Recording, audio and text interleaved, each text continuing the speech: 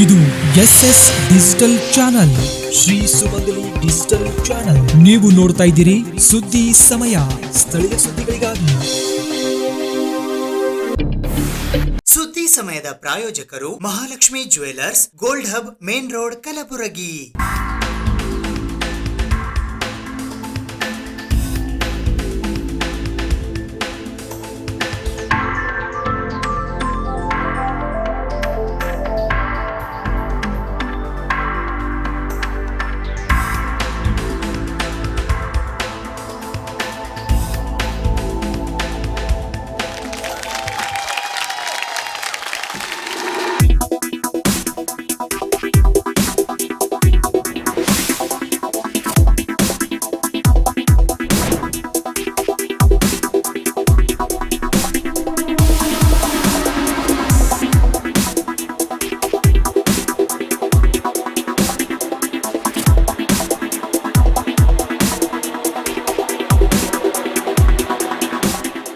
Mahalakshmi jewellers, gold hub, main road, Gulbarga.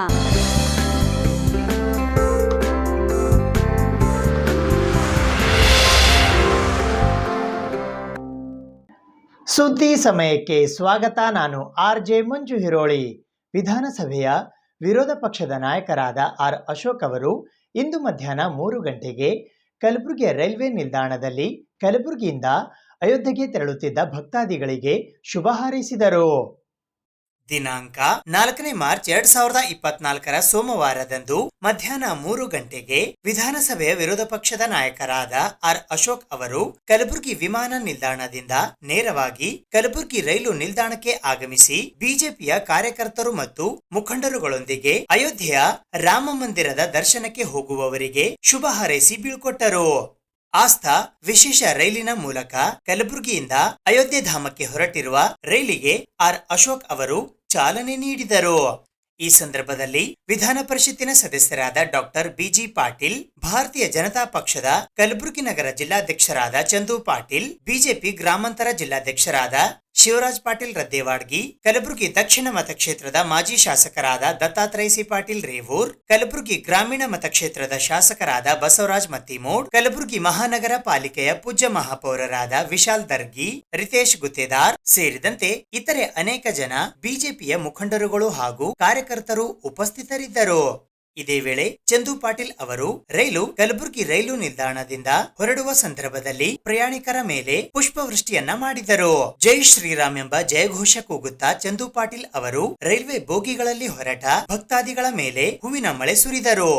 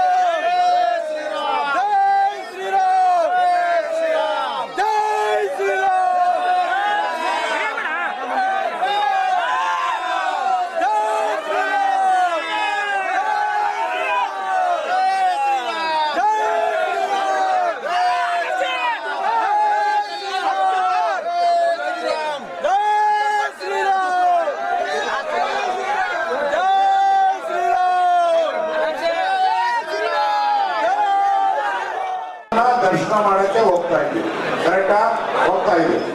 ಅಯೋಧ್ಯೆಯನ್ನ ದರ್ಶನ ಮಾಡಿ ರಾಮನನ್ನ ನೋಡಿ ಮತ್ತೆ ವಾಪಸ್ ನಾವು ನಮ್ಮ ಮನೆಗಳಿಗೆ ಬರ್ತೀವಿ.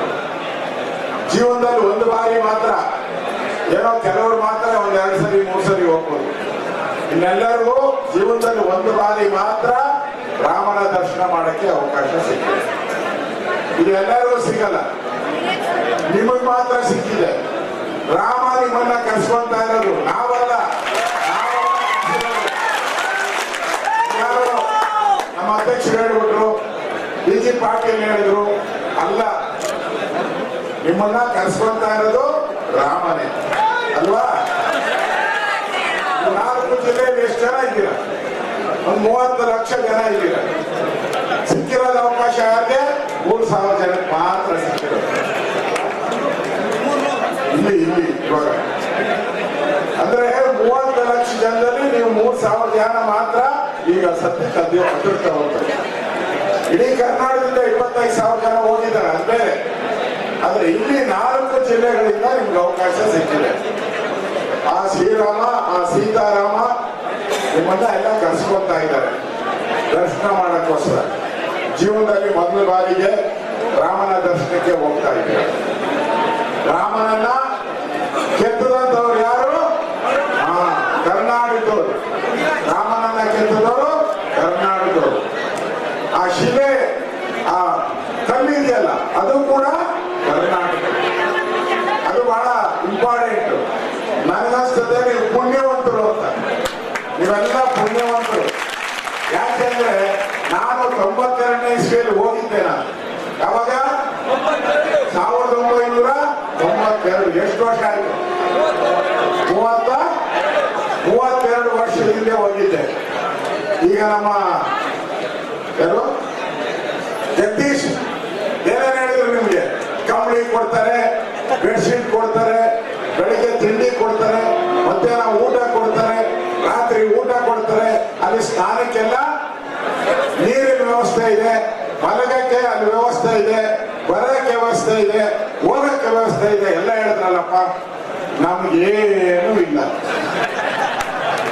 ಏನು ಇಲ್ಲ. ಆ ತಾಯಿ ಯಾರೋ ರೊಟ್ಟಿ ತಗೊಂಡಿದ್ರು ಗೊತ್ತಾ? ಆ ತಾಯಿ ಏನಮ್ಮ? ಪಿಳ್ಳಮ್ಮ, ನೀಲಮ್ಮ ರೊಟ್ಟಿ ತಗೊಂಡಿದ್ದಲ್ಲ, ಹಂಗೆ ನನ್ನ ಕತೆ. ನಮ್ಗೆ ಯಾವಾಗ ಗ್ಯಾರಂಟಿ ಇರ್ಲಿಲ್ಲ, ಹೋದ್ಮೇಲೆ ಬರ್ತೀರಿ ಅನ್ನೋ ಗ್ಯಾರಂಟಿ ಇರ್ಲಿಲ್ಲ ನಮ್ಗೆ. ಅದರಿಂದ ಗಲಾಟೆ ಆಗಿ ಆ ಮಲಯಾಂ ಸಿಂಗ್ ಅಂತ ಒಬ್ಬ ದುಷ್ಟ ಅವಾಗ ಗುಂಡುಗಳೆಲ್ಲ ಹಾರಿಸಿ ಗಲಾಟೆ ಆಗ್ಬಿಟ್ಟಿತ್ತು. ನಮ್ಗೆ ಏನ್ ಮಾಡಿದ್ರು, ನಿಮ್ಮನ್ನೆಲ್ಲ ಈಗ ಹೆಂಗ್ ಬಂದ್ರಿ ನೀವು ಎಲ್ಲ ಹಿಂಗ್ ಹಾಕೊಂಡು ಕೇಸರಿ ಹಾಕೊಂಡು, ಏನ್ ನಿಮ್ಮನ್ನ ಒಳ್ಳೆ ಯಾರು ದಿಬ್ಬಣಕ್ಕೆ ಕಳಿಸ್ದಂಗ, ಮದುವೆ ಮನೆಗಲ್ಲ, ಮದುವೆ ಮನೆಗೆ ಕಳಿಸ್ದಂಗ ನಿಮ್ಮನ್ನೆಲ್ಲ ಕಳಿಸ್ತಾವ್ರೆ. ಏನ್ ಸಂತೋಷ, ಏನ್ ಆನಂದ. ನಮ್ಗೆ ನಾವು ಒಟ್ಟಾಗ ಇಡೀ ರಾಮನ ಫೋಟೋ ಹಾಕಿದ್ರು ನಮ್ ಕತ್ತಿಗೆ. ಈ ತರದೆಲ್ಲ ಪ್ರಾಕ್ಟಿಕಲ್ ದೊಡ್ಡದು ಫೋಟೋ, ದೊಡ್ಡ ಫೋಟೋ ನಾವ್ ಇಟ್ಕೊಂಡು ಹೋದ್ರಿ. ಎಲ್ಲರ ಮನೆಯಲ್ಲೂ ಉಪ್ಪಿನಕಾಯಿ, ಹಪ್ಪಳ, ಸಂಡಿಗೆ, ಈ ತರ ಬೆಲ್ಲ, ಕೊಬ್ಬರಿ, ಒಣಗಿದ ಕೊಬ್ಬರಿ ಎಲ್ಲ ಕೊಟ್ಟರು. ಅದನ್ನೆಲ್ಲ ಜೋಬಲ್ಲಿ ಇದ್ರಲ್ಲಿ ಹಾಕೊಂಡಿದ್ದೀವಿ ನಾವು. ಗ್ಯಾರಂಟಿ ಬರಲ್ಲ ಇವನು ಅಂತ ಹೇಳಿ ಊರೆಲ್ಲ ಮೆರವಣಿಗೆ ಮಾಡಿದ್ರು. ನಮ್ಮನ್ನ ಮಾಡಿ ಟ್ರೈನ್ ಹಾಕಿದ್ರು. ನಮ್ಗೇನು ನಿಮ್ ತರ ಟ್ರೈನ್ ಅಲ್ಲಿ ಊಟನೂ ಇಲ್ಲ, ನೀರು ಇಲ್ಲ, ಮನೆಗಂತೂ ಇಲ್ಲ. ನಿಮ್ಗೆಲ್ಲ ಟ್ರೈನು ಯಾರು ನಮ್ಮ ಅಧ್ಯಕ್ಷರು ಹೇಳ್ತಾ ಇದ್ರು, ನಿಮ್ಗೆ ಸೀಟ್ ಎಲ್ಲ ಕನ್ಫರ್ಮ್ ಅಂತೆ. ಅಲ್ಲಿ ಒಂದೊಂದು ಕೂತ್ಕೊಳ್ಳೋ ಸೀಟು ಕನ್ಫರ್ಮ್ ನಿಮ್ಗೆಲ್ಲ. ನಮ್ಗೆ ಕನ್ಫರ್ಮೇ ಇಲ್ಲ, ಎಲ್ಲ ನೆಲದ ಮೇಲೆ ಮಲಗಿದ್ರು. ಒಂದು ಟ್ರೈನಲ್ಲಿ 1000 ಜನ ಇದ್ರೆ ನಾವು 3000 ಜನ ಇದ್ವಿ. ಎಲ್ಲ ಮಲಗಿ ಓಡಾಡೋ ಜಾಗ ಇದೆಯಲ್ಲ, ಅಲ್ಲೂ ಮಲಗದೆ ಆ ಸೀಟ್ ಮೇಲೆ ಹಾಕಿದ್ರಲ್ಲ. ಈಗಿನ ಸೀಟ್ ಅಲ್ಲ, ಮೊದಲ ಸೀಟು ಇದು ಮರದ್ದು. ಅದರಲ್ಲಿ ಒಂದ್ ಸೀಟಲ್ಲಿ ಇಬ್ಬಿಬ್ಬರು ಮಲಗೋದು. ತಲೆ ಒಬ್ಬ ಈ ಕಡೆ, ಕಾಲೊಬ್ಬ ಆ ಕಡೆ. ಆ ತರ ಮಲಗಿ ಇವಾಗ 2 ದಿನಕ್ಕೆ ಹೋಗ್ತಾ ಇದ್ದಾವೆ. 3 ದಿನ ಹೋಗಿತ್ತು. ಅಲ್ಲಿ ಹೋಗಿ ಏನ್ ಮಾಡಿದ್ರಿ? ಅದು ಏನೋ ಇತ್ತಲ್ಲ ಬಾಬಾರು, ಅದನ್ನು ಹೊಡೆದಾಕಿ ಅಲ್ಲಿಂದ ನಾವು ವಾಪಸ್ ಬಂದಿದ್ವಿ. A.K. ರಾಮೇಶ್ವರ್ ಅವರ ಸಾಹಿತ್ಯ ಜೀವನ ಪ್ರೀತಿ ಇಮ್ಮಡಿಗೊಳಿಸುವಂತಹ ಸಾಹಿತ್ಯವಾಗಿದೆ ಎಂದು ವೈದ್ಯಕೀಯ ಶಿಕ್ಷಣ ಸಚಿವರಾದ ಡಾಕ್ಟರ್ ಶರಣಪ್ರಕಾಶ್ ಪಾಟೀಲ್ ಅವರು ಹೇಳಿದ್ದಾರೆ. ಸಾಹಿತ್ಯ ನಮ್ಮನ್ನು ಉತ್ಸಾಹಿಗಳಾಗಿ ಬದುಕಲು ಪ್ರೋತ್ಸಾಹಿಸುತ್ತದೆ, ಜೀವನ ಪ್ರೀತಿಯನ್ನು ಇಮ್ಮಡಿಗೊಳಿಸುತ್ತದೆ. ಮಕ್ಕಳ ಹಿರಿಯ ಸಾಹಿತಿ ಎಕೆ ರಾಮೇಶ್ವರ್ ಅವರು ಕನ್ನಡ ಸಾಹಿತ್ಯ ಲೋಕಕ್ಕೆ ನೀಡಿದ ಕೊಡುಗೆ ಅಪಾರ ಎಂದು ವೈದ್ಯಕೀಯ ಶಿಕ್ಷಣ ಸಚಿವರಾದ ಡಾಕ್ಟರ್ ಶರಣಪ್ರಕಾಶ್ ಪಾಟೀಲ್ ಹೇಳಿದ್ದಾರೆ. ಅವರು Kalyana Karnataka chamber of commerce ಸಭಾಂಗಣದಲ್ಲಿ ರಾಷ್ಟ್ರಕೂಟ ಪುಸ್ತಕ ಮನೆ ಸೇಡಂ ಹಾಗೂ ಕವಿರಾಜ ಮಾರ್ಗ ಪ್ರಕಾಶನದ ಸಹಯೋಗದಲ್ಲಿ ಏರ್ಪಡಿಸಿದ್ದ ಮಹಿಪಾಲ ರೆಡ್ಡಿ ಮುನ್ನೂರ್ ಅವರ ನುಡಿ ಸಾರಥ್ಯದ ಬಿಸಿಲ ನಾಡಿನ ಬೆಳದಿಂಗಳು ಹಾಗೂ ಎಕೆ ರಾಮೇಶ್ವರ್ ಬರೆದ ಕೆಂಪು ಗುಲಾಬಿಯ ಕಂಪು ಕೃತಿಗಳನ್ನು ಲೋಕಾರ್ಪಣೆ ಮಾಡಿ ಮಾತನಾಡಿ, ಹಲವು ವರ್ಷದ ಹಿಂದೆ ರಾಮೇಶ್ವರ್ ಅವರು ವಚನಗಳ ಸಂಪುಟ ಉಡುಗೊರೆಯಾಗಿ ನೀಡಿದ್ದರು. ಅವರು ನೇರ ಮಾತು, ಕನ್ನಡದ ಕಾಳಜಿ, ಸರಳ ಸೌಜನ್ಯ ಮೈಗೂಡಿಸಿಕೊಂಡಿದ್ದಾರೆ. ಹಿರಿಯ ಸಾಹಿತಿಗಳ ಸಂಭ್ರಮದಲ್ಲಿ ಪಾಲ್ಗೊಂಡಿರುವುದು ಸಂತಸ ತಂದಿದೆ ಎಂದು ಹೇಳಿದರು. ವಿಧಾನ ಪರಿಷತ್ತಿನ ಸದಸ್ಯರಾದ ತಿಪ್ಪಣಪ್ಪ ಕಮಕ್ನೂರ್ ಅವರು ಮಾತನಾಡಿ, ಸಾಹಿತ್ಯ ಕ್ಷೇತ್ರಕ್ಕೆ ಮಹತ್ವದ ಸೇವೆ ಸಲ್ಲಿಸಿ ಎಲ್ಲ ಕಿರಿಯರಿಗೆ, ನವ ಸಾಹಿತಿಗಳಿಗೆ ಮಾರ್ಗದರ್ಶನ ನೀಡುತ್ತಿರುವ ಎಕೆ ರಾಮೇಶ್ವರ್ ಅವರ ಪ್ರತಿಷ್ಠಾನ ಸ್ಥಾಪನೆಗೆ 10 ಲಕ್ಷ ರೂಪಾಯಿ ನೀಡಲಿ ಸರ್ಕಾರದ ಮಟ್ಟದಲ್ಲಿ ಚರ್ಚಿಸುತ್ತೇನೆ ಎಂದು ಭರವಸೆ ನೀಡಿದರು. ಕಲಬುರಗಿ ಸಾಹಿತ್ಯ ಲೋಕದ ಭೀಷ್ಮ ರಾಮೇಶ್ವರ್ ಅವರು ಮಕ್ಕಳ ಸಾಹಿತ್ಯದಲ್ಲಿ ಅಮೋಘ ಸಾಧನೆಗೈದಿದ್ದಾರೆ. ಅವರ ಸಾಹಿತ್ಯ ಜೀವನಗಾಥೆ ಗುರುತಿಸಿ ಗೌರವಿಸಿದ ಪತ್ರಕರ್ತ ಸಾಹಿತಿ ಮಹಿಪಾಲ ರೆಡ್ಡಿ ಮುನ್ನೂರ್ ಹಾಗೂ ಅವರ ಇಡೀ ಬಳಗಕ್ಕೆ ಅಭಿನಂದನೆ ಸಲ್ಲಿಸುವೆ ಎಂದರು. ಕೃತಿ ಕುರಿತು ಕೇಂದ್ರೀಯ ವಿಶ್ವವಿದ್ಯಾಲಯದ ಕನ್ನಡ ಪ್ರಾಧ್ಯಾಪಕರಾದ ವಿಕ್ರಮ್ ವಿಸಾಜಿ ಮಾತನಾಡಿದರು. ಕಲಬುರಗಿ ದಕ್ಷಿಣ ಮತಕ್ಷೇತ್ರದ ಶಾಸಕರಾದ ಅಲ್ಲಮಪ್ರಭು ಪಾಟೀಲ್ ಸೇರಿದಂತೆ ಇತರರು ವೇದಿಕೆ ಮೇಲೆ ಉಪಸ್ಥಿತರಿದ್ದರು. ಸಿಎಸ್ ಮಾಲಿ ಪಾಟೀಲ್ ನಿರೂಪಣೆ ಮಾಡಿದರು.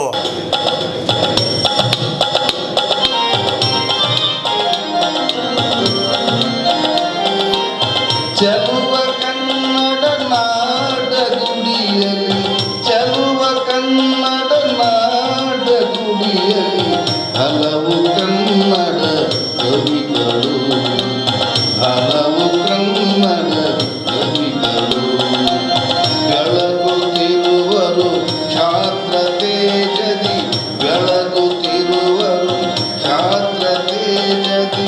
ಮೆರೆದು ಬಾಳಿದ ಕವಿಗಳು, ಮೆರೆದು ಬಾಳಿದ ಕವಿಗಳು, ಚಲುವ ಕನ್ನಡ ನಾಡ ಗುಡಿಯಲ್ಲಿ ಹಲವು ಕನ್ನಡ ಕವಿಗಳು.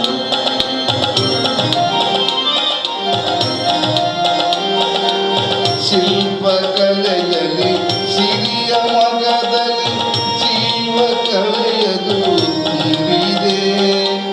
ಶಿಲ್ಪಕಲೆಯಲ್ಲಿ ಸಿರಿಯ ಮಗದಲ್ಲಿ ಜೀವ ಕಲೆಯದು ತುಂಬಿದೆ.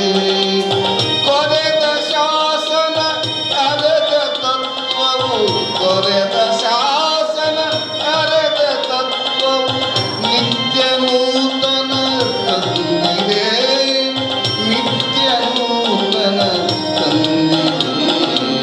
ಚಲುವ ಕನ್ನಡ ನಾಡ ಗುಡಿಯಲ್ಲಿ ಹಲವು ಕನ್ನಡ ಕವಿಗಳು.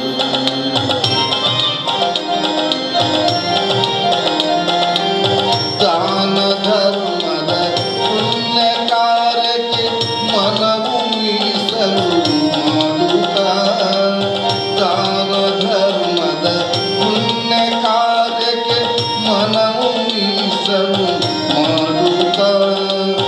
ಸತ್ಯ ಶರಣರು ಹರಿಯ ದಾಸರು, ಸತ್ಯ ಶರಣರು ಹರಿಯ ದಾಸರು ಬಂದರಿಲ್ಲಿಗೆ ಹಾಡುತ್ತಾ, ಬಂದರಿಲ್ಲಿಗೆ ಹಾಡುತ್ತಾ.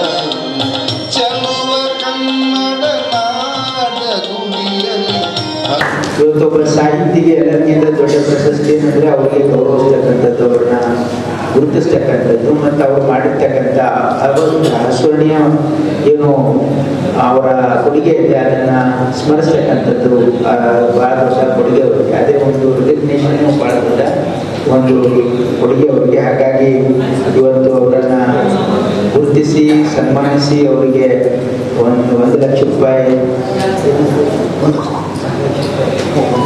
1 ಲಕ್ಷ ರೂಪಾಯಿ ಅವ್ರಿಗೆ ಕಾಣಿಕೆಯಾಗಿ, ಅಂದರೆ ಅವ್ರನ್ನ ಅವ್ರು ಮಾಡಿರ್ತಕ್ಕಂಥ ಏನು ಸಾಧನೆ ಇದೆ ವಿಶೇಷವಾಗಿ ಮಕ್ಕಳ ಒಂದು ಸಾಹಿತ್ಯದಲ್ಲಿ ಅದನ್ನು ಗುರುತಿಸಿ ಇವತ್ತು ಈ ಒಂದು ಕಾರ್ಯಕ್ರಮ ಹಮ್ಮಿಕೊಂಡಿರ್ತಕ್ಕಂಥದ್ದು ಇದು ಒಂದು ಭಾಳ ಸರಳ ಮತ್ತು ಒಂದು ಭಾಳ ಮಹತ್ವಪೂರ್ಣವಾಗಿರ್ತಕ್ಕಂಥ ಒಂದು ಕಾರ್ಯಕ್ರಮ.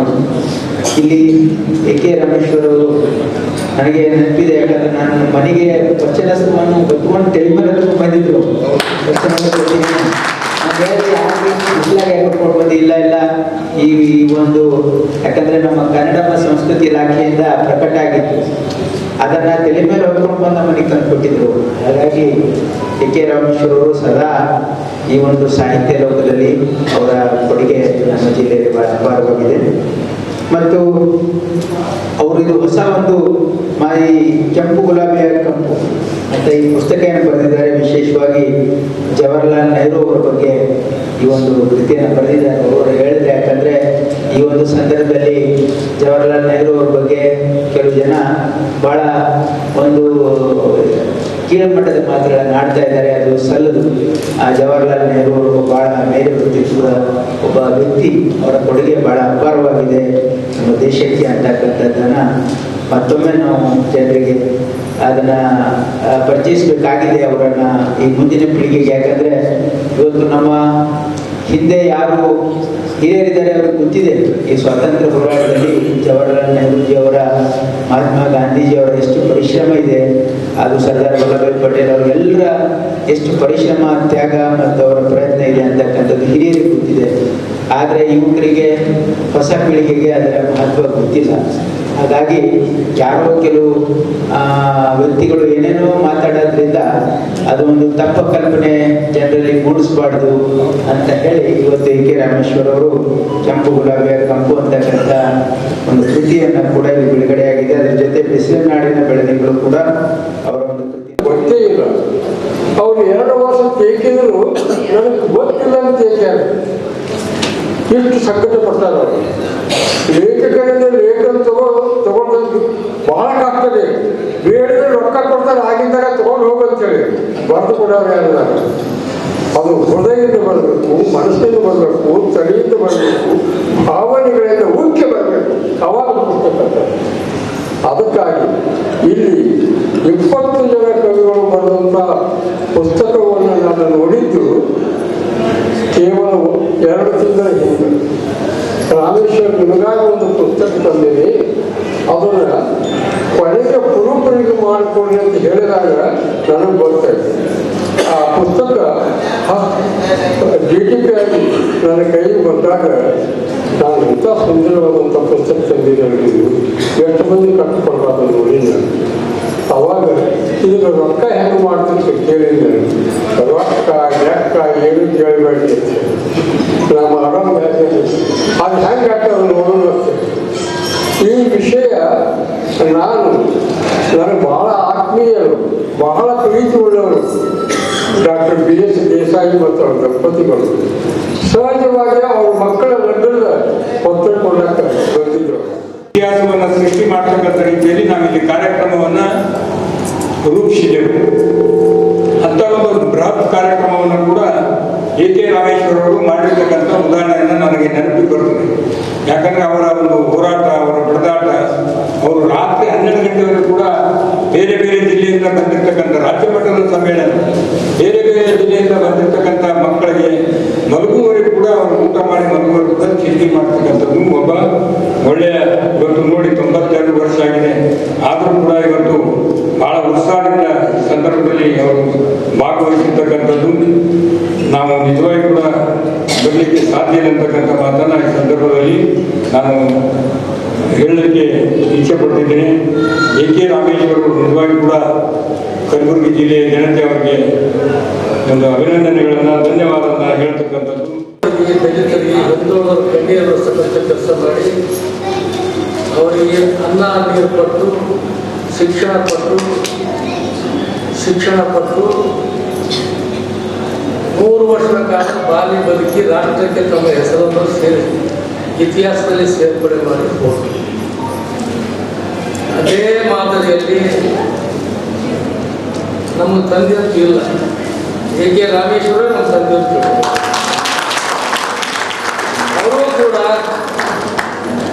ಬಹುಶಃ ಸಾಹಿತ್ಯ ರಂಗದ ಭೀಷ್ಮ ಪಿತಾಮಹ ಅಂದ್ರೂ ಕೂಡ ಅವರಿಗೆ ಅತಿಶಯೋಕ್ತಿ ಆಗೋದಿಲ್ಲ.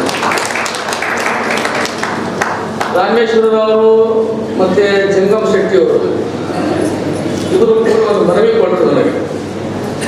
ವೀರಮ್ಮ ಗಂಗಾ ಶಿಬಿರದಲ್ಲಿ ಚೆನ್ನಣ್ಣ ವಾಲಿಕಾರರು ಪ್ರತಿಷ್ಠಾನ ಗುಲ್ಬರ್ಗದಲ್ಲಿ ಹಾಕಬೇಕು. ಶ್ಯಾಂತರಸ್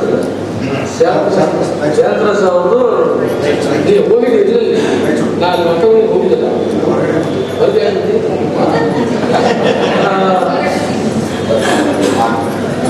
ಶ್ಯಾಂತರಸರು ಅವರ ಜೀವನದ ಬಗ್ಗೆ ಎಲ್ಲ ಬರವಣಿಗೆ ಬರೋದನ್ನ ಮನವಿ ಕೊಟ್ಟರು.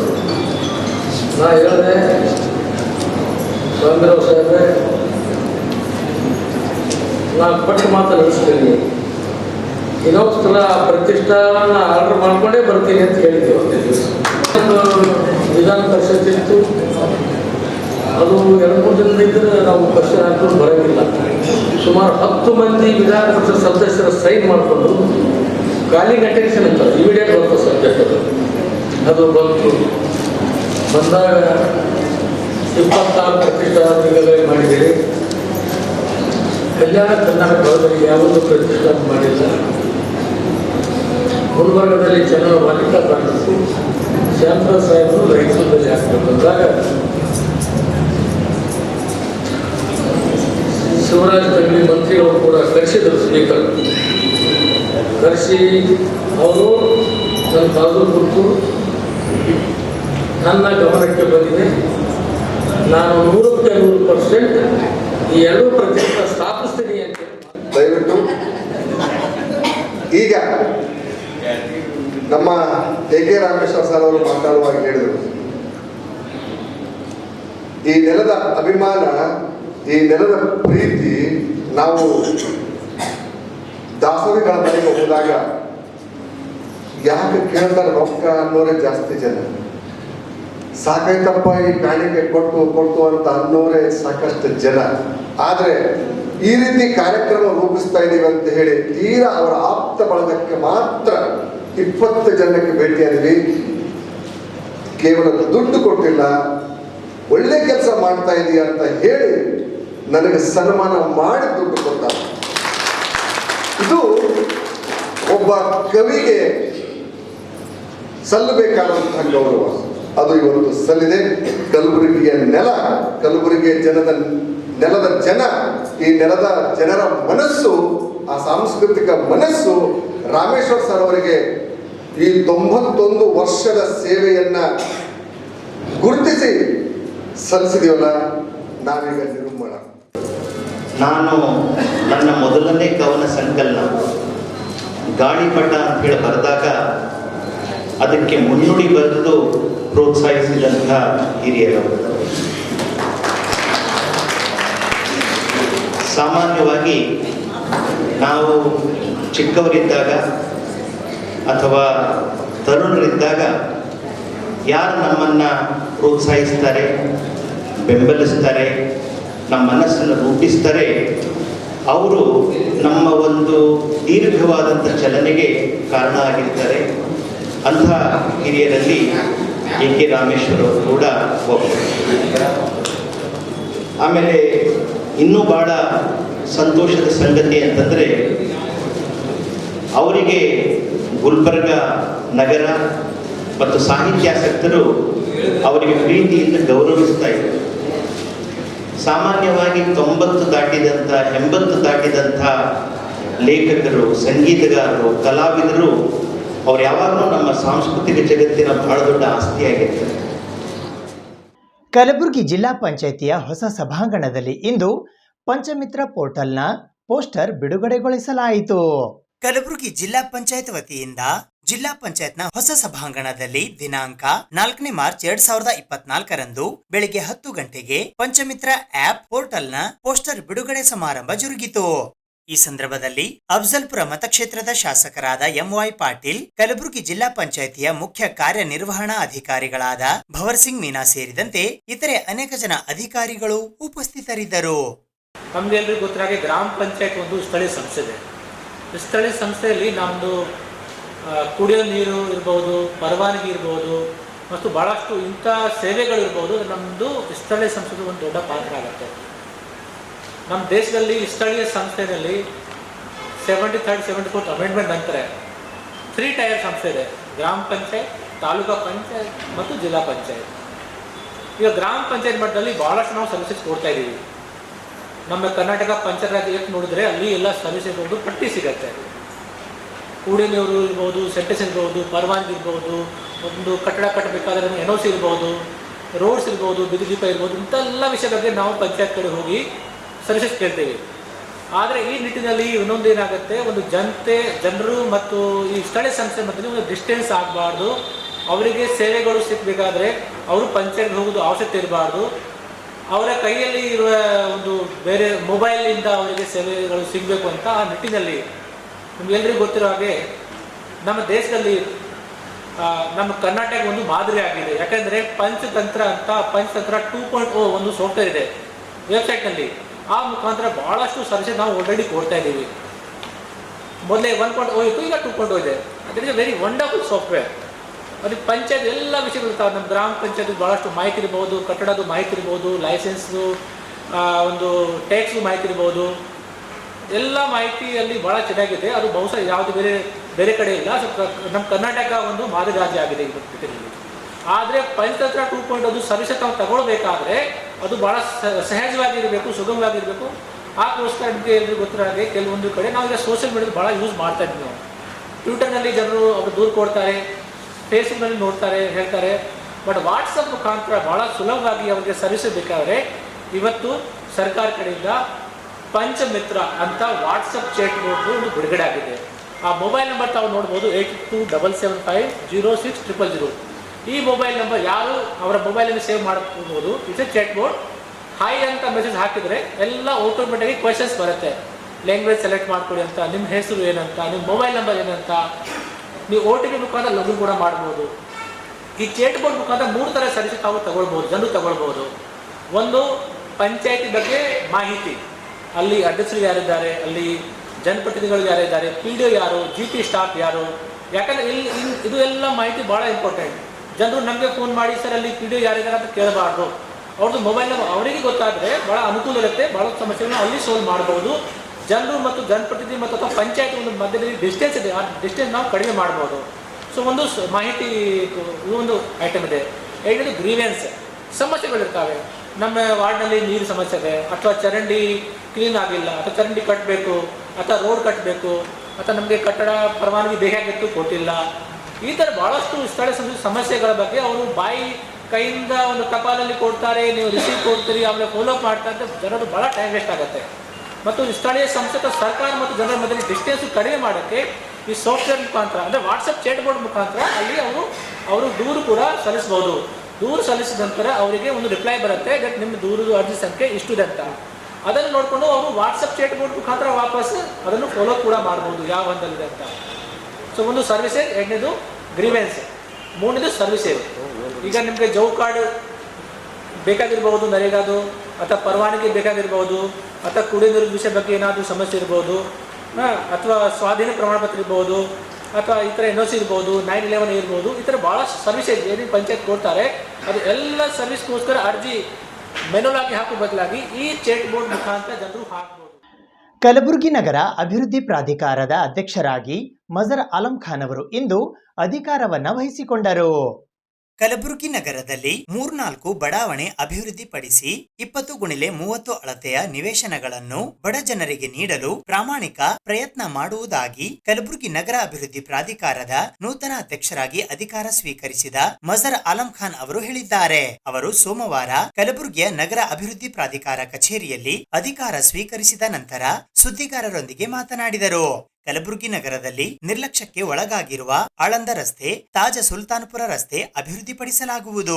ಕಲಬುರಗಿ ನಗರದ ಜನತೆ ವಾರಾಂತ್ಯದ ದಿನಗಳನ್ನು ಕಳೆಯಲು ಕಲಬುರಗಿ ನಗರಕ್ಕೆ ಹೊಂದಿಕೊಂಡಿರುವ ಕೆರೆ ಭೋಸಗ, ಖಾಜಾ ಕೋಟ್ನೂರ್ ಕೆರೆಗಳನ್ನು ಪ್ರವಾಸಿ ತಾಣವನ್ನಾಗಿ ಪರಿವರ್ತನೆ ಮಾಡಲಾಗುವುದು ಎಂದರು. ಕಲಬುರಗಿ ನಗರದಲ್ಲಿನ ಸಾರ್ವಜನಿಕ ಉದ್ಯಾನವನಗಳ ಸಂರಕ್ಷಣೆಯ ಜೊತೆಗೆ ಉದ್ಯಾನವನದಲ್ಲಿ ಜಿಮ್, ಯೋಗ ಸೆಂಟರ್ ಸ್ಥಾಪಿಸಲಾಗುವುದು. ಒಟ್ಟಾರೆಯಾಗಿ ಕಲಬುರಗಿ ನಗರದ ಸಮಗ್ರ ಅಭಿವೃದ್ಧಿಗೆ ಶ್ರಮಿಸಲಾಗುವುದು. ಇದಕ್ಕೆ ಬೇಕಾದ ಹೆಚ್ಚಿನ ಅನುದಾನವನ್ನು ಸಹ ರಾಜ್ಯ ಸರ್ಕಾರದಿಂದ ತರಲಾಗುವುದು ಎಂದರು. ಕಲಬುರಗಿ ನಗರದಲ್ಲಿನ ಅನಧಿಕೃತ ಬಡಾವಣೆಗಳ ನಿಯಂತ್ರಣಕ್ಕೆ ಟಾಸ್ಕ್ ಫೋರ್ಸ್ ರಚಿಸಲಾಗುವುದು. ಪ್ರಾಧಿಕಾರದ ಸಿಎ ನಿವೇಶನಗಳನ್ನು ಆಸ್ಪತ್ರೆ, ಶಾಲೆಗೆ ನೀಡಲಾಗುವುದು ಎಂದು ಮಜರ್ ಆಲಂ ಖಾನ್ ತಿಳಿಸಿದರು.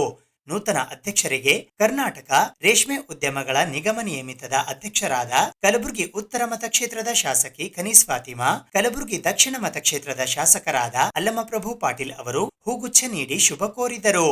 ಪ್ರಾಧಿಕಾರದ ಆಯುಕ್ತರಾದ ದೇವೇಂದ್ರಪ್ಪ ಬಡಿಗೇರ್ ಅವರು ಸಂವಿಧಾನ ಪೀಠಿಕೆ ನೀಡಿದರು.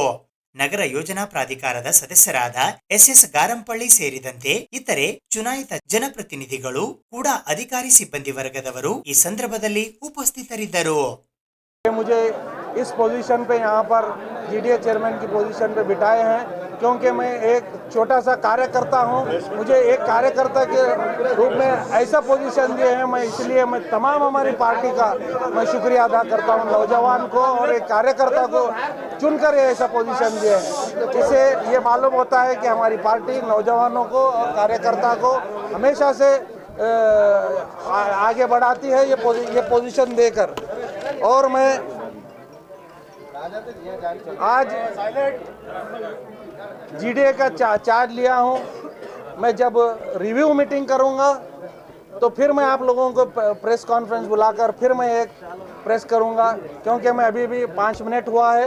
जीडीए के बारे में मैं जो यहाँ पर जो चल रहे हैं वो चीज़ें मैं पूरी तरीके से नहीं जानता हूँ. इसलिए मैं आपके सामने फिर एक बार प्रेस मीट करूँगा. जब मैं रिव्यू मीटिंग लूँगा फिर आपके सामने आऊँगा. एक बात ये कहता हूँ, मैं गुलबर्गा के लिए मैं हिस्ट्री क्रिएट करने जा रहा हूँ. डेवलपमेंट में हिस्ट्री क्रिएट करने जा रहा हूँ. ये एक बात बोलना चाह रहा हूँ. और मेरी एक सोच है कि गरीबों के लिए और गुलबर्गा के लोगों के लिए ऐसे 2-4 लेआउट्स बनाऊं जहां पर मैं सस्ते प्लॉट्स 20-30 साइज के सस्ते प्लॉट्स में जो गुलबर्गा के जो लो इनकम जो लोग स्कीम में डिजर्विंग लोगों को मैं वो प्लॉट दे सकूं, ऐसा मैं ये करूंगा. और तीसरी बात, मैं यहाँ पर जीडीए में एकदम ट्रांसपेरेंसी करने की पूरी कोशिश करूंगा. ಆಕ್ಸ್ಫರ್ಡ್ ಇಂಟರ್ನ್ಯಾಷನಲ್ ಶಾಲೆಯ ವಾರ್ಷಿಕೋತ್ಸವ ಕಾರ್ಯಕ್ರಮಕ್ಕೆ ಕಲಬುರಗಿ ದಕ್ಷಿಣ ಮತಕ್ಷೇತ್ರದ ಶಾಸಕರಾದ ಅಲ್ಲಮಪ್ರಭು ಪಾಟೀಲ್ ಅವರು ಚಾಲನೆ ನೀಡಿದರು.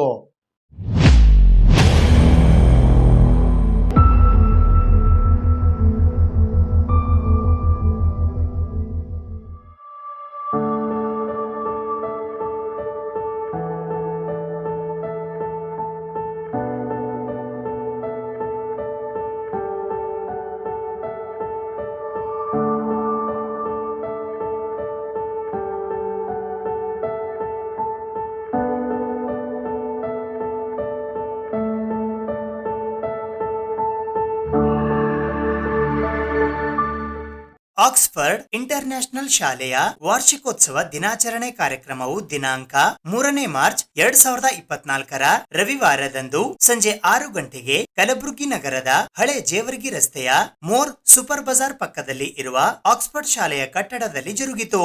ಇದರ ಉದ್ಘಾಟಕರಾಗಿ ಕಲಬುರಗಿ ದಕ್ಷಿಣ ಮತಕ್ಷೇತ್ರದ ಶಾಸಕರಾದ ಅಲ್ಲಮಪ್ರಭು ಪಾಟೀಲ್ ಆಗಮಿಸಿದ್ದರು. ಗೌರವಾನ್ವಿತ ಅತಿಥಿಗಳಾಗಿ ನಿವೃತ್ತ ಬಿಇಒ ಭರತ್ರಾಜ್ ಬಿ ಸಾವಳಗಿ ಆಗಮಿಸಿದ್ದರು. ಮುಖ್ಯ ಅತಿಥಿಗಳಾಗಿ ಕಲಬುರಗಿಯ ಉದ್ಯಮಿಗಳಾದ ಅಂಬಯ್ಯ ಗುತ್ತೇದಾರ್ ಹಾಗೂ ಎನ್ಜಿಒ ಕಾಲೋನಿ ಕಲಬುರಗಿಯ ಸಿಆರ್ಪಿ ಮಲಿಕ್ ಸಾಬ್ ನದಾಫ್ ಆಗಮಿಸಿದ್ದರು. ಅಧ್ಯಕ್ಷತೆಯನ್ನು ಕಲಬುರಗಿ ಜಿಲ್ಲಾ ಪಂಚಾಯಿತಿಯ ಮಾಜಿ ಅಧ್ಯಕ್ಷರಾದ ನಿತಿನ್ ವಿ ಗುತ್ತೇದಾರ್ ವಹಿಸಿದ್ದರು. ಈ ಸಂದರ್ಭದಲ್ಲಿ ರಾಜ್ಯ ಕೆಪಿಸಿಸಿ ಉಪಾಧ್ಯಕ್ಷರಾದ ಲಾಲ್ ಅಹಮದ್ ಶೇಟ್, ಕಲಬುರಗಿ ದಕ್ಷಿಣ ಮತಕ್ಷೇತ್ರದ ಬ್ಲಾಕ್ ಕಾಂಗ್ರೆಸ್ ಅಧ್ಯಕ್ಷರಾದ ಲಿಂಗರಾಜ್ ಕಣ್ಣಿ, ಕಲಬುರಗಿಯ ಕಾಂಗ್ರೆಸ್ ಮುಖಂಡರಾದ ರವಿ ವಿಭೂತಿ, ಆದಿ ಸಮಾಜದ ಗೌರವ ಅಧ್ಯಕ್ಷರಾದ ವಿಶ್ವನಾಥ್ ಪಾಟೀಲ್ ಗೌನಳ್ಳಿ ಸೇರಿದಂತೆ ಶಾಲೆಯ ಆಡಳಿತ ಮಂಡಳಿ ಮತ್ತು ಸಿಬ್ಬಂದಿ ವರ್ಗದವರು ಉಪಸ್ಥಿತರಿದ್ದರು. ಶಾಲೆಯ ವಾರ್ಷಿಕೋತ್ಸವದ ಈ ಕಾರ್ಯಕ್ರಮಕ್ಕೆ ನನ್ನನ್ನು ಆಹ್ವಾನಿಸಿದ್ದಕ್ಕೆ ಮೊದಲನೇದಾಗಿ ನನ್ನ ಹೃದಯಪೂರ್ವಕ ಧನ್ಯವಾದಗಳನ್ನು ಅಧ್ಯಕ್ಷರಿಗೂ ಮತ್ತು ಪಾಲಕರೆಲ್ಲರೂ ಕೂಡ. ನಾನು ಹೋದ ಸಲ ಕೂಡ ಈ ಕಾರ್ಯಕ್ರಮಕ್ಕೆ ಬಂದಿದ್ದೆ. ನಾನು ಶಾಸಕನಾಗಿರಲಿಲ್ಲ ಹೋದ ಸಲ. ಈ ಸಲ ತಮ್ಮೆಲ್ಲರ ಆಶೀರ್ವಾದ ನೀಡಿದರ ಫಲವಾಗಿ ನಾನು ಈ ಮತಕ್ಷೇತ್ರದ ಶಾಸಕನಾಗಿ ಇವತ್ತು ನನ್ನನ್ನು ಚುನಾಯಿಸಿ ಕಳಿಸಿದ್ದಕ್ಕಾಗಿ ತಮಗೆಲ್ಲರೂ ಕೂಡ ನಾನು ಅಭಿನಂದನೆಗಳನ್ನು ಸಲ್ಲಿಸ್ತೇನೆ. ನೀವು ನನ್ನ ಮೇಲೆ ಇಟ್ಟಿರ್ತಕ್ಕಂಥ ಪ್ರೀತಿ ವಿಶ್ವಾಸಕ್ಕೆ ನಾನು ಸದಾ ನಿಮ್ಮ ಪ್ರೀತಿಗೆ ಧನ್ಯವಾದಗಳನ್ನು ಹೇಳುತ್ತಾ, ಇವತ್ತು ವಿಶೇಷವಾಗಿ ನಾವೆಲ್ಲರೂ ಸೇರಿರ್ತಕ್ಕಂಥದ್ದು 1 ವರ್ಷದವರೆಗೆ ನಮ್ಮ ಮಕ್ಕಳನ್ನು ವಿದ್ಯಾಭ್ಯಾಸಕ್ಕಾಗಿ ಶಾಲೆಗೆ ಕಳಿಸ್ತೀವಿ. ಶಾಲೆಯಲ್ಲಿ ಕೊನೆಯದಾಗಿ ವಾರ್ಷಿಕೋತ್ಸವ ಸಮಾರಂಭದಲ್ಲಿ ಮಕ್ಕಳ ಸಾಂಸ್ಕೃತಿಕ ಕಾರ್ಯಕ್ರಮ ಮತ್ತು ಆ ನಡೆದು ಬಂದ ಎಲ್ಲ ಏನೇನು ಕಾರ್ಯಕ್ರಮಗಳಿರ್ತವೆ, ಯಾವ ರೀತಿ ಮಕ್ಕಳು ವಿದ್ಯಾವಂತರಾಗಿ ಯಾರ್ಯಾರು ಪರ್ಸೆಂಟೇಜ್ ಜಾಸ್ತಿ ತೆಗೆದುಕೊಂಡಿರ್ತಾರೆ, ಆಟ ಪಾಠ ಸಾಂಸ್ಕೃತಿಕ ಕಾರ್ಯಕ್ರಮದಲ್ಲಿ ಅವರಿಗೆ ಒಂದು ಬಹುಮಾನ ವಿತರಣೆ ಕಾರ್ಯಕ್ರಮ ಕೂಡ ಇಟ್ಕೊಳ್ತಾರೆ. ಈ ಒಂದು ವಿಶೇಷ ಕಾರ್ಯಕ್ರಮದ ಉದ್ದೇಶ ಏನಂತಂದರೆ, ಬರೀ ನಮ್ಮ ಮಕ್ಕಳು ಶಾಲೆಗೆ ಓದಿ ಬರತಕ್ಕಂಥದ್ದು ಅಷ್ಟೇ ಅಲ್ಲ, ಅನೇಕ ಸಾಂಸ್ಕೃತಿಕ ಕಾರ್ಯಕ್ರಮದಲ್ಲಿ, ಸಾಮಾಜಿಕ ಕಾರ್ಯಕ್ರಮದಲ್ಲಿ, ಬೇರೆ ಬೇರೆ ಕಾರ್ಯಕ್ರಮಗಳಲ್ಲಿ ಭಾಗವಹಿಸಿ ಅವರಿಗೂ ಕೂಡ ಮನಸ್ಸಿಗೆ ಶಾಂತಿ, ನೆಮ್ಮದಿ, ಉಲ್ಲಾಸ ಸಿಗ್ತಕ್ಕಂಥ ರೀತಿಯಲ್ಲಿ ಇವೆಲ್ಲ ಕಾರ್ಯಕ್ರಮಗಳ ಓದುವುದರ ಮಧ್ಯದಲ್ಲಿ ಈ ಕಾರ್ಯಕ್ರಮಗಳು ನಡೀತಕ್ಕಂಥ ಮೊದಲಿನಿಂದ ಬಂದಿರತಕ್ಕಂಥ ಪದ್ಧತಿ. ಇವತ್ತು ಈ ಭಾಗದಲ್ಲಿ ಭಾಳಷ್ಟು ನಾವು ಹಿಂದುಳಿದಿರ್ತಕ್ಕಂಥ ಭಾಗ ಅಂತೇಳಿ ಹಣೆಪಟ್ಟಿದ್ವಿ.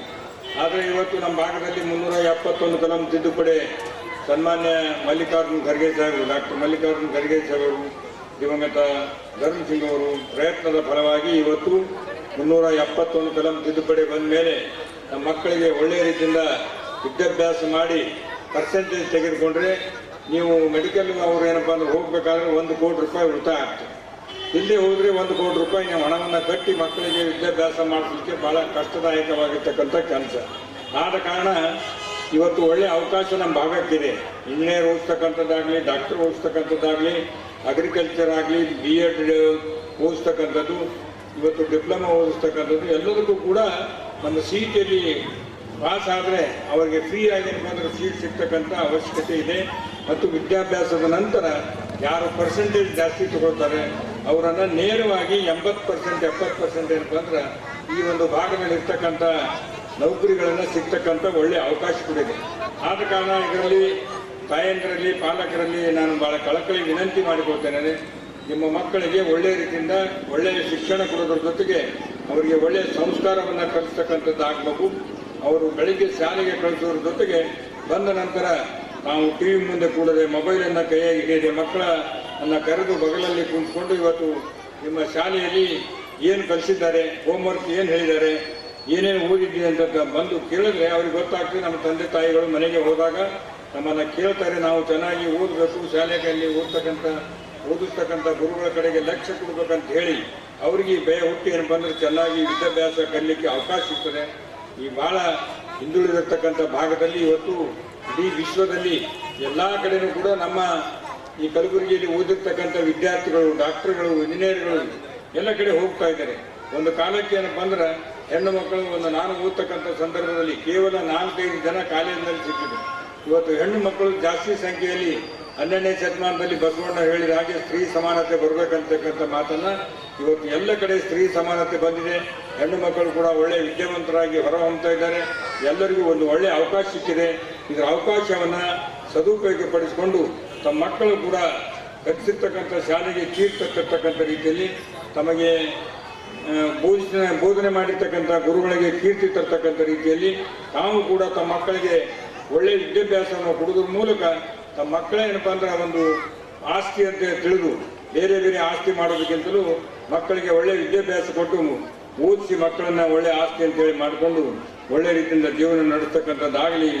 ನಮ್ಮ ಮಕ್ಕಳು ಕೂಡ ಈ ಶಾಲೆಯಲ್ಲಿ ಆಕ್ಸ್ಫರ್ಡ್ ಏನು ಸ್ಕೂಲ್ ಇದೆ, ಇಂಟರ್ನ್ಯಾಷನಲ್ ಸ್ಕೂಲು, ಒಂದು ಇಂಗ್ಲೀಷ್ ಮೀಡಿಯಂ ಸ್ಕೂಲ್ನಲ್ಲಿ ಚೆನ್ನಾಗಿ ಒಳ್ಳೆಯ ಗುಣಮಟ್ಟದ ವಿದ್ಯಾಭ್ಯಾಸವನ್ನು ಕಲೀಲಿ ಅಂತೇಳಿ ಹಾರೈಸಿ ಇವತ್ತು ನಮ್ಮ ಭಾಗದಲ್ಲಿ ಇವತ್ತು ನಮ್ಮ ಜೊತೆಗೆ ಈ ವೇದಿಕೆ ಮೇಲೆ ನನ್ನ ಭಾವನೆಯನ್ನು ಹಂಚಿಕೊಳ್ಳಲಿಕ್ಕೆ ಹಾಗೂ ಮಾತನಾಡಲು ಅವಕಾಶ ಮಾಡಿದ್ದಕ್ಕೆ ನನ್ನ ಹೃದಯಪೂರ್ವಕ ಧನ್ಯವಾದಗಳನ್ನು ಈ ಸಂಸ್ಥೆಯ ಅಧ್ಯಕ್ಷರಿಗೂ ಮತ್ತು ಎಲ್ಲ ಸದಸ್ಯರಿಗೂ ಕೂಡ ಅರ್ಪಿಸಿ ನನ್ನ ಮಾತು ಮುಗಿಸ್ತೇನೆ.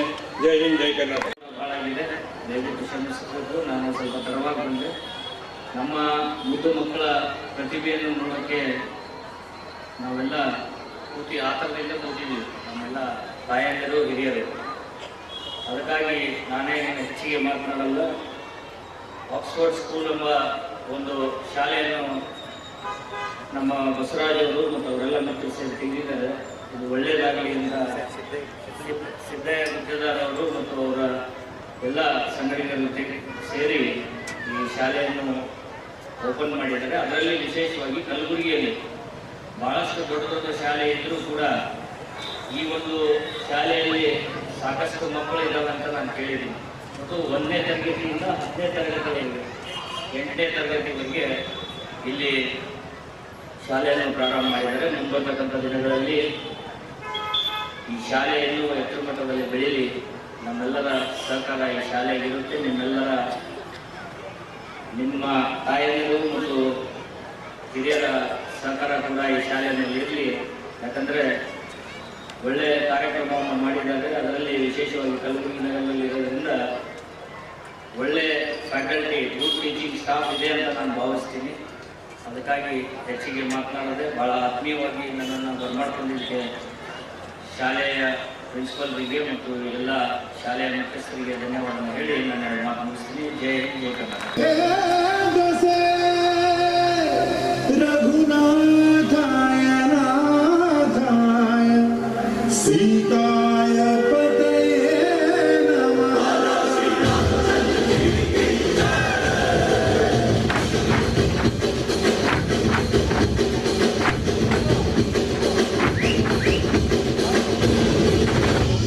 ರಾಮನಾಮ ಹಾಡಿರೋ ರಾಮ ಬರುವನು, ಅವನ ಹಿಂದೆ ಹನುಮನು ಹಿಂದೆ ಇರುವನು.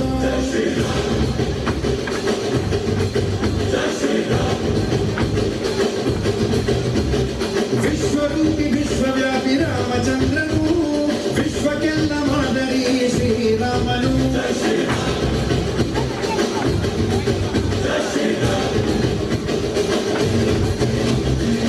ವೇದ ವೇದಾಂತ ಓಂಕಾರ, ರಾಮನಾಮ ಎಲ್ಲೆಲ್ಲೂ ಸಂಚಾರ. ಹಾಡೋ ಹಾಡೋ ಜಯಕಾರ.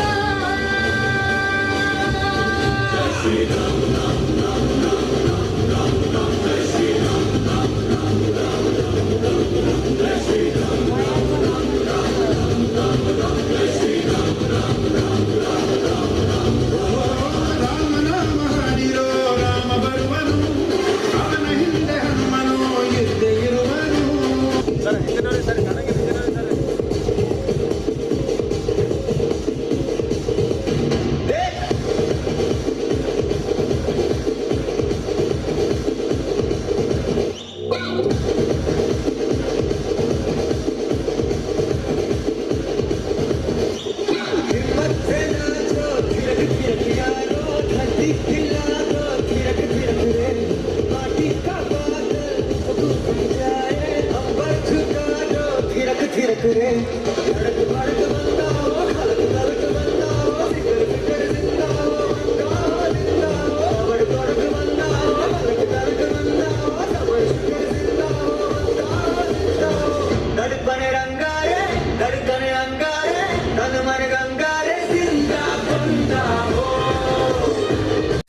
ಆತ್ಮೀಯ ಪಾಲಕರೇ, ನಿಮ್ಮ ಮಗುವಿನ ಶೈಕ್ಷಣಿಕ ಹಂತದ ಪ್ರತಿ ಜವಾಬ್ದಾರಿಗಳನ್ನು ಈಗ ಶಾಲೆಯವರೇ ಹೊರಲಿದ್ದಾರೆ.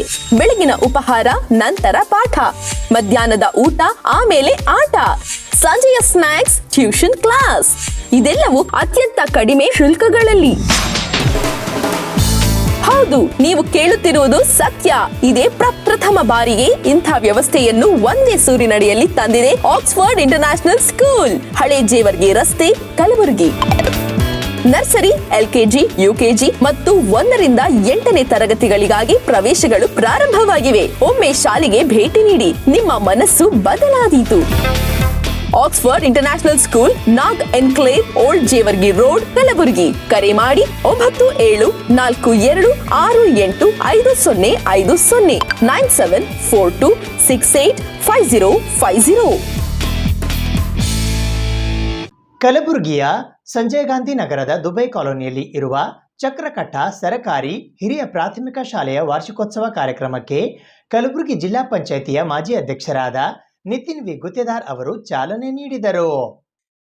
ಕಲಬುರಗಿ ನಗರದ ಸಂಜಯ್ ಗಾಂಧಿ ನಗರದ ದುಬೈ ಕಾಲೋನಿಯಲ್ಲಿ ಇರುವ ಚಕ್ರಕಟ್ಟ ಸರಕಾರಿ ಹಿರಿಯ ಪ್ರಾಥಮಿಕ ಶಾಲೆಯ ಶಾಲಾ ವಾರ್ಷಿಕೋತ್ಸವವನ್ನು ಆಚರಿಸಲಾಯಿತು. ಜಿಲ್ಲಾ ಪಂಚಾಯಿತಿಯ ಮಾಜಿ ಅಧ್ಯಕ್ಷರಾದ ನಿತಿನ್ ಗುತ್ತೇದಾರ್ ಅವರು ಕಾರ್ಯಕ್ರಮ ಉದ್ಘಾಟಿಸಿದರು. ಸುಕ್ಷೇತ್ರ ಗಣಜಲಖೇಡದ ನಾಗೇಶ್ ಮುತ್ಯ ಅವರು ಸಮಾರಂಭದ ಸಾನ್ನಿಧ್ಯ ವಹಿಸಿದ್ದರು. ಸಿದ್ದಾರೂಢ ಮಠದ ಬ್ರಹ್ಮಚಾರಿ ಮಹೇಶ್ವರಜಿ, ಜಿಲ್ಲಾ ಮಹಿಳಾ ಒಕ್ಕೂಟದ ಪದ್ಮಾವತಿ ಮಾಲಿ ಪಾಟೀಲ್, ಸೋಮಶೇಖರ್ ಬೆಳಮಗಿ, ದೇವೇಂದ್ರ ದೇಸಾಯಿ ಕಲ್ಲೂರ್, ಜಗನ್ನಾಥ್ ಅವರು ಮುಖ್ಯ ಅತಿಥಿಗಳಾಗಿ ಆಗಮಿಸಿದ್ದರು. ಎಸ್ಡಿಎಂಸಿ ಅಧ್ಯಕ್ಷರಾದ ಸೂರ್ಯಕಾಂತ್ ಸಲಾರೆ ಅಧ್ಯಕ್ಷತೆ ವಹಿಸಿದ್ದರು. ಶಾಲಾ ಶಿಕ್ಷಣ ಇಲಾಖೆಯ ಶಿಕ್ಷಣ ಸಂಯೋಜಕರಾದ ಸದಾಶಿವ ಮಿರ್ಜಿ, ಜಿಲ್ಲಾ ಮುಖ್ಯ ಶಿಕ್ಷಕರ ಸಂಘದ ಅಧ್ಯಕ್ಷರಾದ ಮಲ್ಲಿಕಾರ್ಜುನ್ ಕೆಎಚ್, ಶಿಕ್ಷಕರ ಸಂಘದ ಅಧ್ಯಕ್ಷರಾದ ಶೇಖ್ ಮುಜೀಬ್ ಅತಿಥಿಗಳಾಗಿ ಆಗಮಿಸಿದ್ದರು. ಶಾಲೆಯ ಮುಖ್ಯ ಶಿಕ್ಷಕರಾದ ಪರಮೇಶ್ವರ್ ವಾಗ್ದರ್ಗಿ ಅವರು ಪ್ರಾಸ್ತಾವಿಕವಾಗಿ ಮಾತನಾಡಿದರು. ಶ್ರೇಷ್ಠ ಮಟ್ಟದ ಮೂಲಭೂತ ಸೌಕರ್ಯ, ಅನುಭವಿ ಮತ್ತು ಕ್ರಿಯಾಶೀಲ ಶಿಕ್ಷಕರಿಂದ ಕೂಡಿದ ಈ ಶಾಲೆಯಲ್ಲಿ ಮಕ್ಕಳಿಗೆ ಗುಣಾತ್ಮಕ ಶಿಕ್ಷಣ ನೀಡುತ್ತಿದ್ದು, ಪಾಲಕರು ಮತ್ತು ಪೋಷಕರು ಮಕ್ಕಳನ್ನು ಈ ಸರಕಾರಿ ಶಾಲೆಗೆ ದಾಖಲಿಸಿ ಅವರ ಬಾಳನ್ನು ಉತ್ತಮವಾಗಿ ರೂಪಿಸಬೇಕು ಎಂದು ಕರೆ ನೀಡಿದರು. ಇದೇ ಸಂದರ್ಭದಲ್ಲಿ ಶಾಲೆಯ ಮಕ್ಕಳಿಗೆ ಟೈ ಮತ್ತು ಬೆಲ್ಟ್ ಉಚಿತವಾಗಿ ನೀಡಿದ ಲಕ್ಷ್ಮೀಕಾಂತ್ ಜಮಾದಾರ್ ಅವರನ್ನು ಸನ್ಮಾನಿಸಲಾಯಿತು. ಶಾಲೆಯ ಬಿಸಿಯೂಟ ಸಿಬ್ಬಂದಿಯನ್ನು ಗೌರವಿಸಲಾಯಿತು. ನಂತರ ಶಾಲಾ ಮಕ್ಕಳಿಂದ ನೃತ್ಯ ಮತ್ತು ಸಾಂಸ್ಕೃತಿಕ ಕಾರ್ಯಕ್ರಮ ನಡೆದವು. ಸಹ ಶಿಕ್ಷಕಿ ಅರ್ಚನಾ ಸುನಾಮಿಕ್ ಅಚ್ಚುಕಟ್ಟಾಗಿ ಕಾರ್ಯಕ್ರಮ ನಡೆಸಿಕೊಟ್ಟರು. ವೀರಮ್ಮ ಎಂ ಪಾಟೀಲ್ ಕಾರ್ಯಕ್ರಮ ನಿರೂಪಿಸಿದರು. ಅತಿಥಿ ಶಿಕ್ಷಕಿ ಬನಶಂಕರಿ ವಂದಿಸಿದರು. ಸಹ ಶಿಕ್ಷಕರಾದ ಲೀಲಾವತಿ, ಶಿವಲೀಲಾ, ಶಾಲೆಯ ಹಳೆಯ ವಿದ್ಯಾರ್ಥಿಗಳು, ವಿದ್ಯಾರ್ಥಿಗಳ ಪಾಲಕರು, ಪೋಷಕರು ಈ ಕಾರ್ಯಕ್ರಮದಲ್ಲಿ ಭಾಗವಹಿಸಿದ್ದರು. ಸರ್ಕಾರಿ ಶಾಲೆಯಲ್ಲಿ ಇಂಥ ಕಾರ್ಯಕ್ರಮಗಳಾಗೋದು ಭಾಳ ಸ್ವಲ್ಪ ಕಾರ್ಯಕ್ರಮಗಳಾಗ್ತಾವೆ. ಭಾಳಷ್ಟು ಕಡೆ ನಾನು ನೋಡಿದ್ದೀನಿ. ಸರ್ಕಾರಿ ಶಾಲೆಯಲ್ಲಿ ಇಷ್ಟೊಂದು ವಿಜೃಂಭಣೆಯಿಂದ ಕಾರ್ಯಕ್ರಮ ಯಾವತ್ತೂ ಕೂಡ ಆಗಿಲ್ಲ. ಆದ್ರೆ ಭಾಳ ಸಂತೋಷ ಅನಿಸ್ತದೆ ಇವತ್ತು. ಮತ್ತು ವಿಶೇಷವಾಗಿ ಇವತ್ತು ನಮ್ಮ ಎಸ್ ಕೆ ಕಾಂತಾ ಸಾಹೇಬರಿಗೆ ಇವತ್ತು ನೆನೆಸ್ಬೇಕಾಗ್ತದೆ. ಯಾಕಂದ್ರೆ ಅವರ ಒಂದು ಪ್ರಯತ್ನದಿಂದನೇ ಇಲ್ಲಿ ಶಾಲೆ ಪ್ರಾರಂಭ ಆಗಿದೆ ಅಂತ ನಮ್ಮ ಹಿರಿಯರು ಕೂಡ ಹೇಳಿದ್ರು. ಅದರಲ್ಲಿ ವಿಶೇಷವಾಗಿ ಈ ಶಾಲೆಗೆ ಭಾಳಷ್ಟು ಯಾರ್ಯಾರು ಶಿಕ್ಷಕರು ಈ ಶಾಲೆಗೆ ಬಂದಿದ್ದಾರೆ, ಭಾಳ ಪ್ರಾಮಾಣಿಕದಿಂದ ಈ ಶಾಲೆ ಭಾಳ ಪ್ರಾಮಾಣಿಕತೆಯಿಂದ ಈ ಶಾಲೆಯಲ್ಲಿ ಅವರು ಕೆಲಸ ಮಾಡ್ತಾ ಇದ್ದಾರಂಥದ್ದು ಈ ವೇದಿಕೆಯಲ್ಲ, ಇದು ಈ ಕಾರ್ಯಕ್ರಮದ ಒಂದು ನಿರೂಪಣೆ ಮಾಡುವಾಗ ಮತ್ತು ಕಾರ್ಯಕ್ರಮದ ಒಂದು ಶಿಸ್ತನ್ನು ನೋಡಿದಾಗ ಭಾಳ ಸಂತೋಷ ಅನ್ನಿಸ್ತದೆ. ಅಷ್ಟೇ ಏನಪ್ಪ ಅಂದರೆ ಸರ್ಕಾರಿ ಶಾಲೆ ಏನು ಮಾಡೋಕ್ಕಾಗಲ್ಲ, ಎಲ್ಲರಿಗೆ ನಾವು ಯಾರಿಗೂ ಏನು ಅನ್ನೋಕ್ಕಾಗಲ್ಲ. ಯಾಕೆ ಖಾಸಗಿ ಶಾಲೆಯಲ್ಲಿ ಒಂದು ಏನಪ್ಪ ಅಂದ್ರೆ ಒಂದು ಅಧೀನಾಗ ಕೆಲಸ ಮಾಡ್ತಾರೆ. ಆದರೆ ಸರ್ಕಾರಿ ಶಾಲೆ ಇರೋದ್ರಿಂದ ಎಲ್ಲರಿಗೆ ನಾವು ಗೌರವ ಕೊಟ್ಟು ತೊಗೊಂಡು ಹೋಗಬೇಕಾಗಿರೋದು ನಮ್ಮ ಮುಖ್ಯ ಗುರುಗಳ ಕರ್ತವ್ಯ ಇರುತ್ತದೆ. ಅದಕ್ಕಾಗಿ ಒಳ್ಳೆಯ ಕಾರ್ಯಕ್ರಮಗಳು ಇದೇ ರೀತಿ ಶಾಲೆಯಿಂದ ಮಾಡಿ ಯಾವತ್ತೂ ಕೂಡ ನಮ್ಮದು ಕೂಡ ಸಹಕಾರ ಈ ಶಾಲೆಗೆ ಇರುತ್ತೆ ಅಂತಕ್ಕಂಥ ಮಾತನ್ನು ಈ ಸಂದರ್ಭದಲ್ಲಿ ಹೇಳಿ, ವಿಶೇಷವಾಗಿ ಭಾಳ ಸಂತೋಷ ಅನ್ನಿಸ್ತದೆ. ಬಿಸಿ ಊಟದವರಾಗಿರ್ಬೋದು ಮತ್ತು ನಮ್ಮ ತಾಯಂದಿರಿಗೆ ತಾವು ಗೌರವ ಸಮರ್ಪಣೆ ಮಾಡಿದ್ರಲ್ಲ, ಭಾಳ ಸಂತೋಷ ಅನ್ನಿಸ್ತದೆ. ಮತ್ತು ಅದರಲ್ಲಿ ವಿಶೇಷವಾಗಿ ಸರ್ಕಾರಿ ಶಾಲೆಗೆ ಏನಪ್ಪ ಅಂದರೆ ಯಾರ್ಯಾರು ಮಕ್ಕಳು ಇಲ್ಲಿ ವಿದ್ಯಾಭ್ಯಾಸ ಮಾಡಿ ಹೋಗಿದ್ರಿ, ನಿಮ್ದಾದ ಒಂದು ಸೇವೆ ಮಾಡ್ತಾ ಇದ್ದೀರಲ್ಲ, ನಿಜವಾಗ್ಲೂ ಇದು ಅರ್ಥಪೂರ್ಣ ಅಂತಕ್ಕಂಥ ಮಾತನ್ನು ಹೇಳಿ. ಇದು ಇವತ್ತಿನ ಸುದ್ದಿ ಸಮಯ. ಸ್ಥಳೀಯ ಸುದ್ದಿಗಳಿಗಾಗಿ ನೋಡ್ತಾ ಇರಿ ಸುದ್ದಿ ಸಮಯ. ನಿಮ್ಮ ನೆಚ್ಚಿನ ಸುದ್ದಿ ಸಮಯವನ್ನು ಡೆನ್ ಸೆಟಾಪ್ ಬಾಕ್ಸ್ನ ಚಾನೆಲ್ ಸಂಖ್ಯೆ 746ರಲ್ಲಿ ಪ್ರತಿದಿನ ರಾತ್ರಿ 9 ಗಂಟೆಗೆ, ಮರುಪ್ರಸಾರ ರಾತ್ರಿ 10 ಗಂಟೆಗೆ ಮತ್ತು ಮರುದಿನ ಬೆಳಗ್ಗೆ 8 ಗಂಟೆ ಮತ್ತು 9 ಗಂಟೆಗೆ ವೀಕ್ಷಿಸಬಹುದು. ಇದು SS ಡಿಜಿಟಲ್ ಚಾನಲ್, ಶ್ರೀ ಸುಮಂಗಲಿ ಡಿಜಿಟಲ್ ಚಾನಲ್. ನೀವು ನೋಡ್ತಾ ಇದ್ದೀರಿ ಸುದ್ದಿ ಸಮಯ, ಸ್ಥಳೀಯ ಸುದ್ದಿಗಳಿಗಾಗಿ. ಸುದ್ದಿ ಸಮಯದ ಪ್ರಾಯೋಜಕರು Mahalakshmi jewellers, gold hub, main road, Kalaburagi.